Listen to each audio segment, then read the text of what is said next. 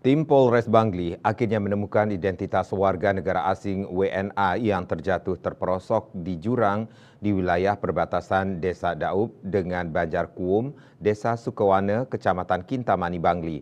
Korban diketahui bernama Ilya Tarasov, 36 tahun asal Rusia, yang selama ini tinggal di kawasan Peliatan Ubud, Gianyar.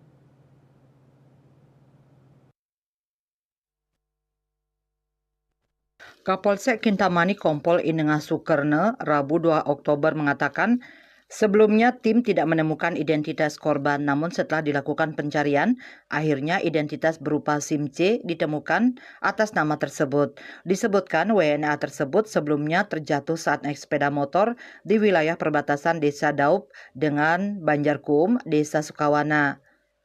Korban kemungkinan tidak mengenal medan sehingga kendaraan tidak mampu menanjak dan korban hilang kendali hingga terjatuh di jurang. Sebelumnya salah satu warga pada Selasa 1 Oktober pukul 8 WITA melintas di TKP dan melihat ada cahaya sepeda motor dari bawah jurang di jembatan darurat yang terbuat dari bambu penghubung Desa Daub dengan Banjarkuum, Desa Sukawana.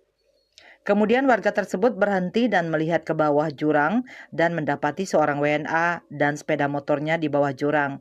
Warga tersebut kemudian menghubungi Babin Kamtibmas dan Babinsa Desa Daub. Proses evakuasi korban memakan waktu lama karena medan berat. Sementara warga Banjarkuum, Iwayan Armane menyatakan jalan tersebut merupakan jalan setapak penghubung Banjarkuum dengan Desa Daub. Belakangan ini jalan dikeraskan dengan beton, sementara jembatan masih darurat berdinding bambu. Dikatakannya memang sering ada wisatawan kesasar ke lokasi karena menggunakan petunjuk aplikasi. Malah ada yang naik mobil namun cepat dihalangi warga dan kecelakaan memakan korban jiwa baru kali ini terjadi. Denpos melaporkan.